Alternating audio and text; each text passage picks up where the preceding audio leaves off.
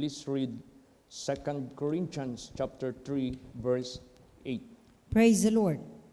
How shall not the ministration of the Spirit be rather glorious? Anong ministration po ito? Of the Spirit. Be rather glorious? Dito po kinumpare ang ministry ni Moses. No? Nung si Moses ay pumunta sa Mount Sinai at nakipag-usap sa Diyos at doon sinulat sa bato yung 10 Commandments. At nung bumaba si Moses papuntang congregation, ang mga congregation, mga members, hindi makatingin direct sa muka ni Moses. Dahil ang muka ni Moses, habang nakikiusap sa Diyos, yung glory ng Diyos ay nag-transmit doon sa muka ni Moses. So yung glory ng Diyos na-transmit doon sa face ni Moses nung unawarely, habang bumababa si Moses doon sa congregation, hindi makatingin kay Moses ang mga members dahil sila po ay nasisilawan. They cannot look straight, no? Kung yun ay naging glorious, sinabi dito, how shall not the ministration of the Spirit be rather glorious? Ito yung ministry sa New Testament. Kinukumpara doon sa Old Testament. Kung naging glorious yung Old Testament, ano pa kaya mas higit glorious ang ministration of the Spirit which is in the New Testament, which is we belong to that ministration. Praise the Lord. Bakit mas glorious? Because Jesus taken away the veil through His death. So nagkaroon ngayon ng direct opportunity ang mga tao straight to the Holy of Holies to find grace of God, lalot na sa holiness and righteousness of God unto salvation. So, kung glorious ang panahon ni Moses, mas glorious ngayon sa atin sa New Testament at this present time dahil ang tao ginabayan na ng husto ng Diyos ng kanyang katotohanan by our Lord Jesus Christ. Kaya sa buhay po natin, anong klaseng ministry ang kanyang binigay sa atin? Basahin natin. 2 Corinthians 5 verse 18. Praise the Lord. And all things are of God, who hath reconciled us to Himself by Jesus Christ, and hath given to us the ministry of reconciliation. Yes. Ministry of reconciliation, na ang tao from sin, captive of the power of Satan, mabigyan sila ng pagkakataon through the gospel of our Lord Jesus Christ, mabigyan ng reconciliation, mabalik dyan sa buhay na Diyos para sa kanilang blessing, para sa kanilang benefits, temporal and much more eternal. So, napaka-glorious nito. Napaka marangal, maluwalhati, dakila, itong ministry na binigay ng Diyos sa atin. Kaya we have to pray always, all churches, all congregations na itinatag ni Jesus sa ministry na pinagkaloob niya mula kay Pastor Samuel Gabre. Hanggang ngayon, no? Nagpapatuloy ang bawat kongregasyon, nagpapatuloy ang bawat churches. At ito pa, i-pray pa natin na makarating pa ito sa marami pang mga lugar kung saan buksan ng ating Panginoong Hesukristo. Will it be in the Philippines and also in abroad? Napaka-importante yan. Ngayon, sa buhay po natin, bilang mga nasa ministry, regardless saan tayo nilagay ni Lord Jesus Christ, we are important. Kaya nga sinabi dyan, ang katawan maraming bahagi.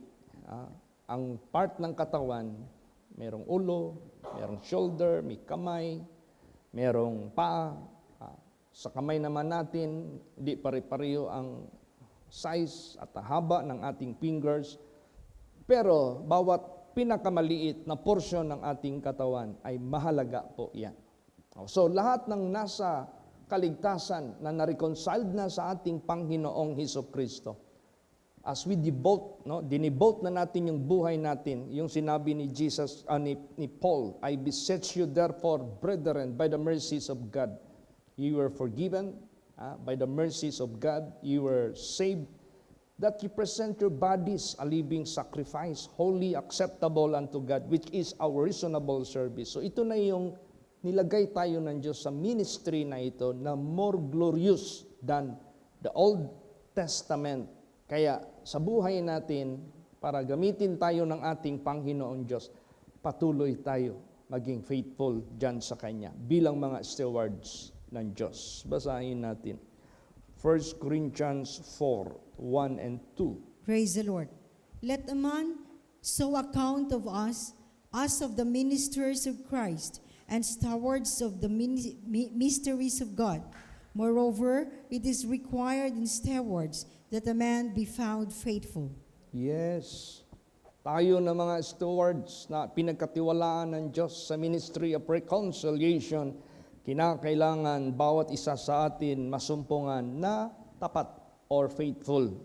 Para sa ganon, ang daloy ng paggamit ng Diyos sa buhay po natin, walang makahadlang, no? Walang magiging balakid. Kasi siya yung naglagay sa atin sa ministry na ito. At pag nabilang niya tayo na faithful, ay ibibigay ng Diyos sa atin ang mga bagay na ipagkatiwala sa atin para gawin natin, i-fulfill natin ang ministry of reconciliation, which is more glorious than the Old Testament.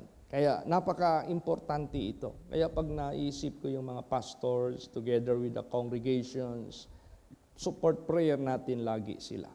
Yung mga visitations ng mga pastors, yung mga membro na nagsisikap, nagtetestimonies, nagkikater ng mga masakitin para maprayhan, para sa kanilang oportunidad, makarinig ng gospel, mga problema, para maimbita, kung ano-ano pa, mga occasions, daming mga occasions na binigay ng Diyos sa atin so that we can have some opportunities to invite them.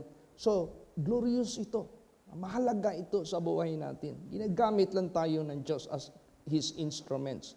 Itong pagbisita namin sa congregation ng Canada. So, we will pray and we will pray that we will be meeting new souls, no? Kung merong mga new sales ang St. Peter, meron din tayong mga new souls na masisave sa mga visitation po natin. Maliban sa pagtibay, sa pag-perfect, sa pag-establish sa ministry ng kongregasyon na nag-exist na sa overseas at dito sa local, kinakailangan meron ding mga new saves.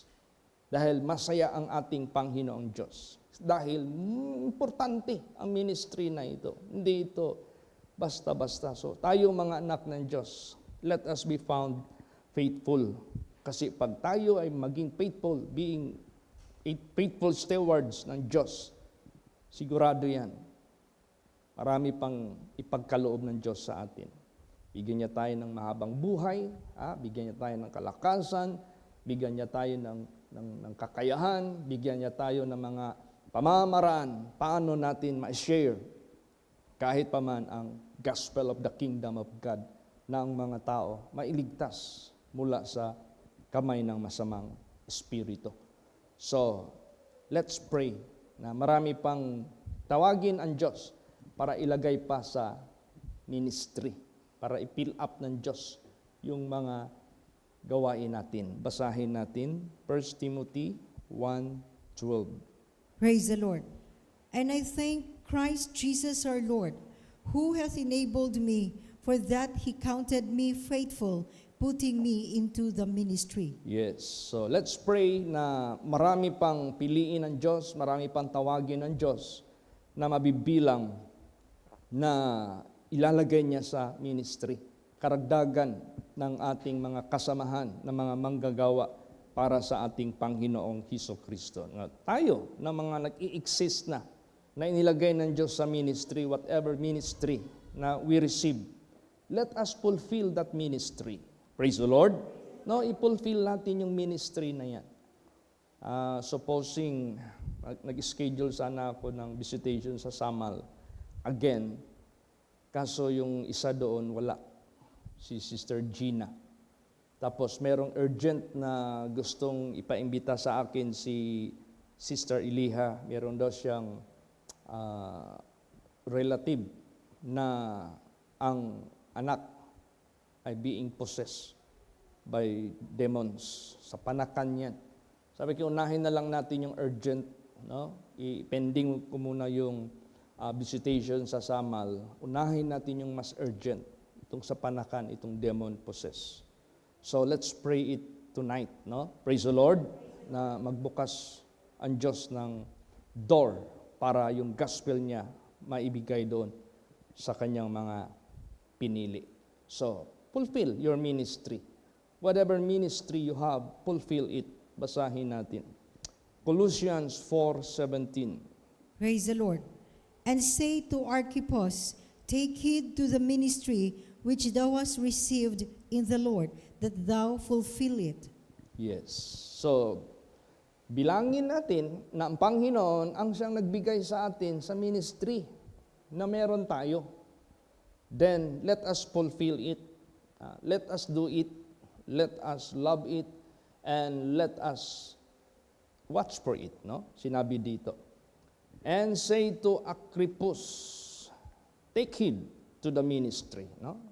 Magbantayan mo, ingatan mo ang ministry mo na natanggap mo sa Panginoon and fulfill it. Gawin natin. So lahat tayo, may kanya-kanya tayong ministry. So be mindful of your ministry. Fulfill your ministry. And paano natin gawin itong mga ministries na binigay ng Diyos sa atin? Keep on praying. Keep on communicating to Him who gave you the ministry. Ask Him, Lord, what I should do, what I must do, where I should go, what I must do. Pray tayo ng pray. Kasi siya naman yung nagbigay sa atin ng ministry. So, pag-communicate natin through prayer, then ililid tayo ng ating Panginoong Diyos. Praise the Lord. What to do? Kanya naman ito eh. We are not doing of our own, but we are doing His good pleasure. We are doing His ministry. So, just fulfill it. Gawin mo lang. Kaya, sa kapray natin sa ating Panginoong Hesukristo, then, ililid niya tayo. At iniisip ko rin, magbisita ako dito sa part ng South Cotabato, Jensen. Matagal na akong hindi nakapagbisita dyan. I want to visit them. Please include it in your prayer. Praise the Lord. Sa Luzon, nandyan si Pastor Tam, malimit siyang may access sa pagbisita. So on my side dito sa Mindanao, I need to visit our congregations to check, to know their state. We have to know the state of our flock that we may know what to do. Para sa kanilang pag-build up, para sa kanilang pag-endure, para sa kanilang progress. Kaya kinakailangan natin i-pray natin lahat ito.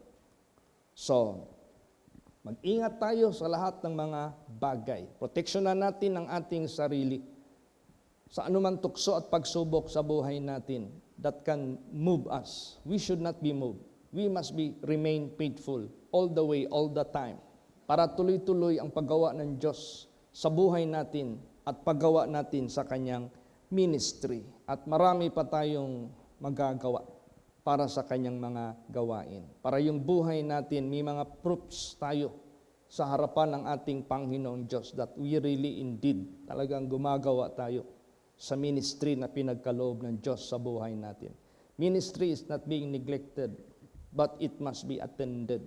It must be fulfilled. It must be take care. Kailangan maingatan po natin ito. Basahin natin ang 2 Timothy 4 verse 5. Praise the Lord. But watch thou in all things, endure afflictions, do the work of an evangelist, make full proof of thy ministry. Yes, mag-ingat ka sa lahat ng mga bagay. Ilahutay, endure afflictions. Kailangan tiisin mo ang lahat ng mga afflictions sa buhay mo. Mag-ingat ka sa lahat ng mga bagay, tamuhin mo at i-endure mo lahat ng mga afflictions. Do the work of an evangelist. Make full proof of thy ministry. Evangelist, this is traveling preacher. Nagtatravel ito na preacher. Nag-i-exhort ito siya. Yun na yung papel namin ni Pastor Tom as evangelist also. At hindi lang kami, kahit yung mga pastors, junior and junior pastors, pastoras and pastors. May mga katangian ng bawat isa sa mga lingkod ng Diyos na effective sa mga pagpunta sa mga iba't ibang dako to evangelize people. Praise the Lord. Minsan naisip ko yung parents sa Pastor John Mark asawa, Sister Dailin. Yun ang isa ko rin na tinitingnan na makabisita din sa lugar nila. Kasi sinabihan ko na sila na mag-evangelize tayo doon. Kunti lang doon, bilang lang simbahan doon, bilang lang ang nagsasakripisyo doon, magpunta doon para maghatid ng gospel. And this is how I desired to visit their place. Bundok, yung lugar nila, mountainous area. Pag mag-ulan, di basta-basta. Meron naman tayong provided ni Jesus dyan na vehicle na pwede natin gamitin sa mga bundok-bundok. Amen? Praise the Lord. So, let us always commit unto the Lord in prayer. Kasi siya yung master natin. Siya yung naglagay sa atin sa ministry na ito. So we cannot do small or big na mga gawain without His blessing, without His anointing, without His guidance, without His approval, without His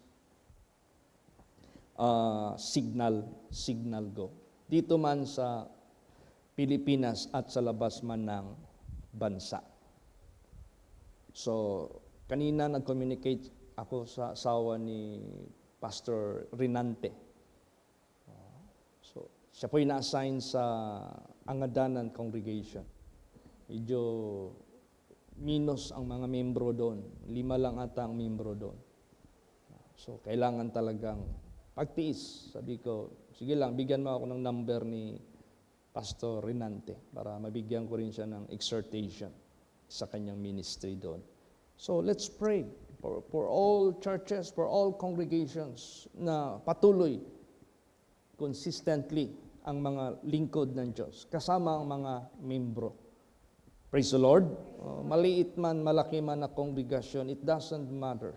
Hindi nagmamatter yan kung basahin natin yung Biblia.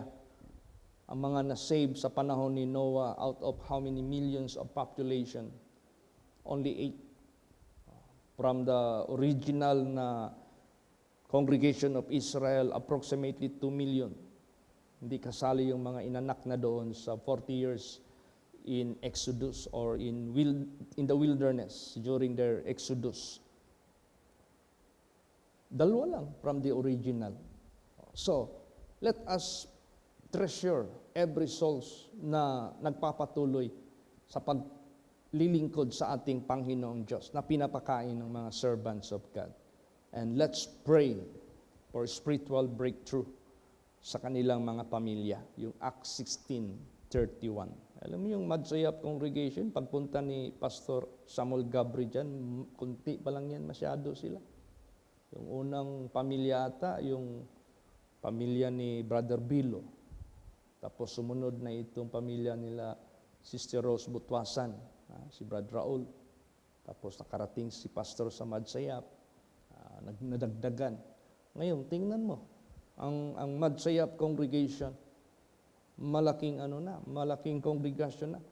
capable na sila mag-host kahit pa man ng mid-year conference. Isa yan na nagpiprepare na yon. So we have to include in our prayer tonight itong preparasyon. Doon na ang mga pastors nakalapit doon, nagtapok na sila dito, tinabangay na sila, nagtambayayungay sila sa pagtrabaho sa guest house. Praise the Lord. So i-pray natin lahat itong mga work of the ministry. Tatlo yun eh. For the perfecting of the saints. Bakit kailangan ng perfection? May nakikita si Jesus na imperfection, so kailangan sakdalin. For the edifying of the body of Christ, what is the use of edification? Para yung mga nanghihina, mapalakas. So may mga imperfect na mga kongregasyon, members, may mga nanghihina. So meron tayong work of the ministry to perfect them and to edify them.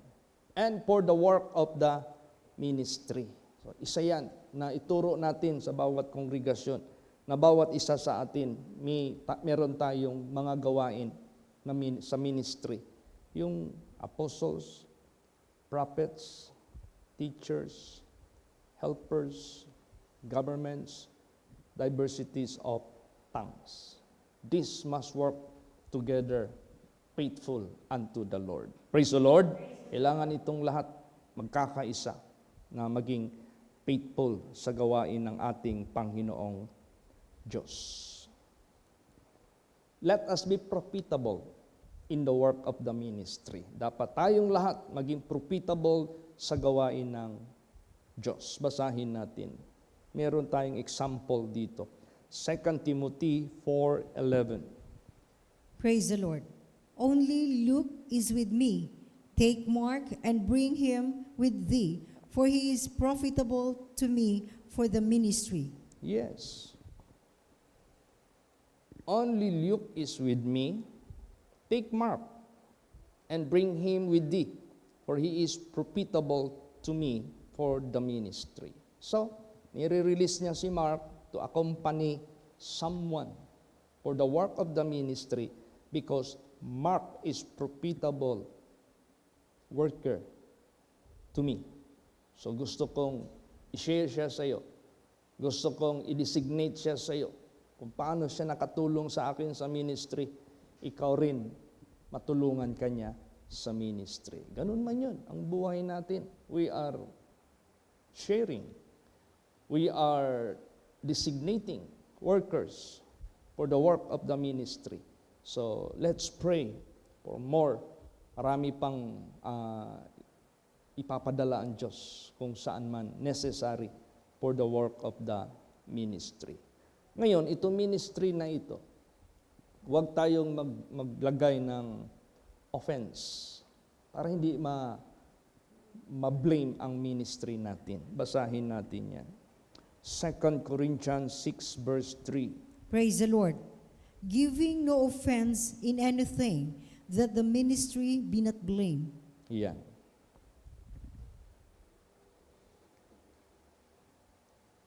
Huwag tayong gumawa ng anumang katitisuran sa anumang bagay para ang ministeryo hindi ito madungisan o masisisi ng mga tao. So mahalin natin ang ministry na ito. So let us guard the work of the ministry. How? Guard yourself. Ingatan mo yung sarili mo. Para hindi tayo ma-invade ng masamang espiritu. Pag nag-ingat ang bawat isa sa atin, whether saan ka man na part of the body of Christ, then God will be still using us effectively. As Mark sinabi dito, Mark, he is profitable worker to me. So, bakit? Mark is a faithful guy. No? Masunurin siya na ating kapatid. So, ganun sa buhay natin. Paano natin i-take care ang ministry na binigay ng Diyos sa atin? Take care of yourself.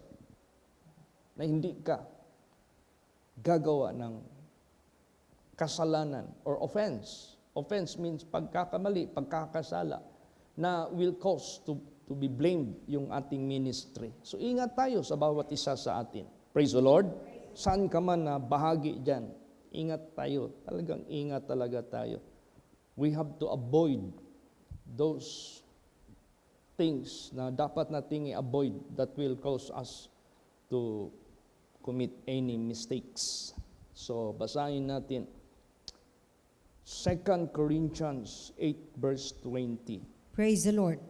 Avoiding this, that no man should blame us in this abundance which administered by us. Yes, so meron tayong mga dapat i-avoid. Avoid gossips, avoid lahat ng mga worldliness, avoid ungodliness, avoid all manner of ungodliness. I-avoid lahat yan. Para sa ganun, hindi ma-blame ang ministry na pinagkaloob ng Diyos sa buhay natin. Walang makakaturo sa atin ni isa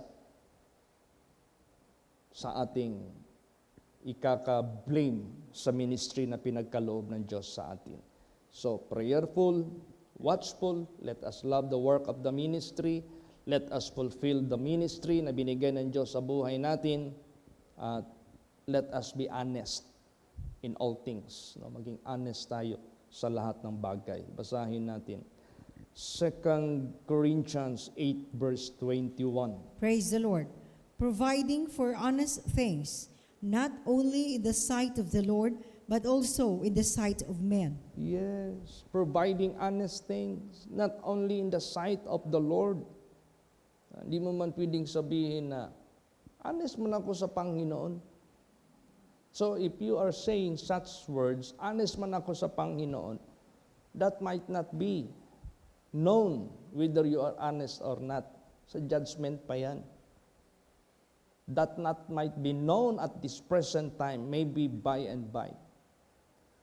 So dapat ipakita rin natin ang ating honesty sa mga tao. So that present, during or active na oras, makikita ka na honest sa mga tao. Provide it. Praise the Lord. No, kasi ang mga tao diyan maging masigasig.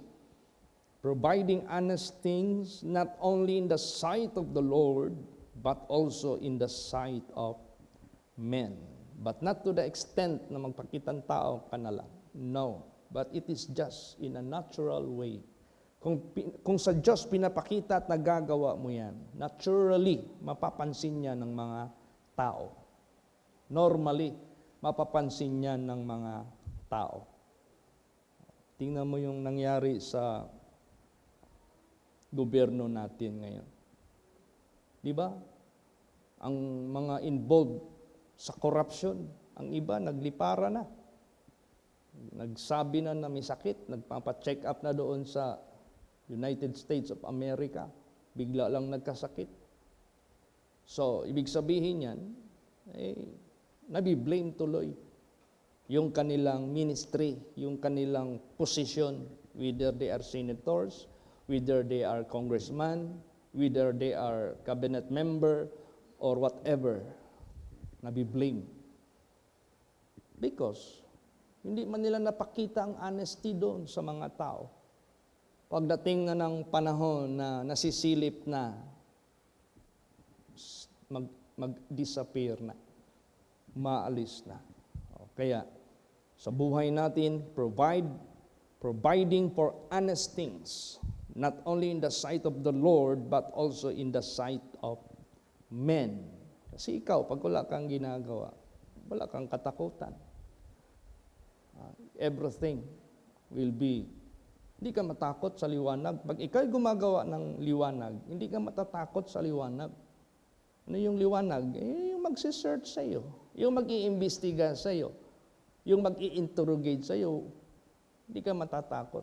Mas mabuti pa nga, ma-interrogate ka. Mas mabuti pa nga, ma-imbestiga ka ng tamang investigasyon para malaman nun ng lahat. Tingnan mo anong nangyari ngayon sa ating gobyerno. Sibata na. So, in-example ngayon ng Nepal. Grabe yung Nepal. Parang tinatanaw ngayon ng Pilipinas, yung in charge sa finance Grabe. Gikulatan nila, gihulog nila dito doon sa sapa. Wala na. Ang ano ngayon, Nepal ngayon, nag-revolt na ang mga tao. Nagkaroon na ng tumult o nagkaroon na ng revolution. Ang mga constituents, ang mga citizens na ang nag-revolt ngayon. Tinatapol na nila yung government, ayaw na nila because of the corruption. Garapalan na. So, shaky ang nangyari doon ngayon. At sabi ng mga nag-comments, mabuti pa ang Nepal, malakas pa ang loob, magpahayag ng kanilang hinaing para sa kaayusan ng panggobyerno. Samantalang ang ating bansa, itong nangyayari ngayon na corruption, ang daming involved na mga malalaking tao. That is why they cannot hindi nila madisiplina, hindi nila mabigyan ng full blast. So let's pray na lang i-pray na lang natin ito. Praise the Lord. No.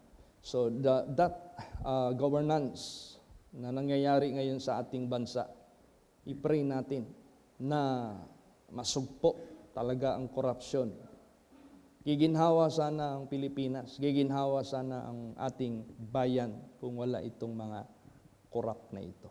Meron pa naman silang hinahain ngayon na batas, death to the corrupt officials.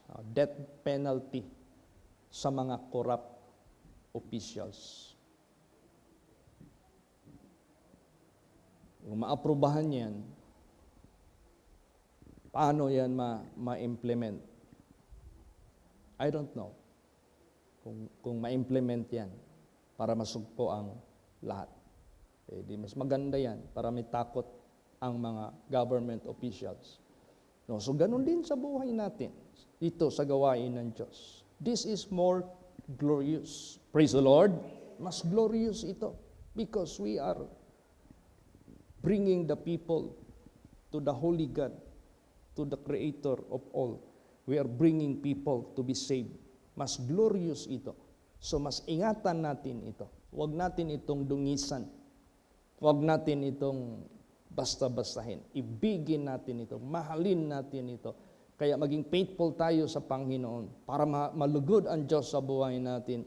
Lalo niya pa tayong pagkatiwalaan. Lalo niya pa tayong gagamitin para sa kanyang kaluwalhatian. Kasi ang objective naman natin to obey, to comply what He asks us to do, that we may go and bring forth fruit, and that our fruit should remain.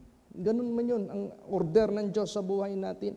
Ano pa, yung pinaka Great Commission, as we go preach, saying the kingdom of God is at hand, heal the sick, cleanse the lepers, raise the dead, cast out devils, freely have received, freely give. Ano pa, go and baptize them in the name of the Father, the Son, and of the Holy Ghost, and teaching them to observe all things whatsoever I have commanded you, and lo, I am with you even unto the end of the world. So, pag sinabing teaching them to observe, make disciples. Praise the Lord. As you are a disciple of Jesus Christ, dahil nagpatuloy ka sa kanyang word, nagpatuloy ka sa kanyang katotohanan, Jesus said, if ye continue in my word, then ye are my disciples indeed. Not only hearing, not only reading, but keeping and doing the word of God. Then, ang utos ng Diyos sa atin, go and make disciples. Go, teach them to be a follower of mine. No? Maging follower din sila sa Diyos. Kaya, i-pray din natin itong coming na baptism. Kasi may mga 3 candidates na nag-decide. Para sa akin, enough na yan para mag-schedule ako.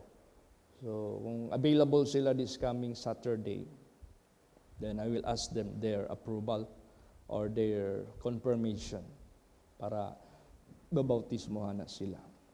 So lahat tayo, no, mag-pray tayo ng buong puso. Last verses, pakibasa po. 1 Corinthians 10:23 hanggang 33. 32 hanggang 33. Sige Praise po. the Lord. Give none offense, neither to the Jews, nor to the Gentiles, nor to the church of God, even as I please all men in all things, not seeking mine own profit, but the profit of many, that they may be saved. Yan. So, kinakailangan natin lawakan ang ating pananaw. Kinakailangan natin bigyan ng pagkakataon ang lahat. Tingnan mo ang ating Panginoong Hesukristo. Paano niya ginawa na maging pangkalahatan yung kanyang pananaw? Pangparamihan ang kanyang pananaw. Bakit kailangan niya gawin yun? Or else, he shall be blamed. Nagligtas ka ng iba, hindi mo pinarating sa amin. So, he shall be blamed. So, ang ating Panginoong Hesukristo, pangkalahatan, malawakan, malayuan, para sa lahat. So, ganun din sa buhay natin. Itong ministry na pinagkaloob ng Diyos sa atin, we are not just looking sa malapitan. We are not just looking sa pakauntian. Tingnan natin ang pangkalahatan. Tingnan natin ang malawakan. Kahit hindi good natin marating ang buong mundo sa ating physical body, pero yung pananaw natin pangkalahatan, bahala na yung next generation magawa niyan, at least naipasa natin sa kanila ang objective ng ministry na pinagkaloob ng Diyos sa atin.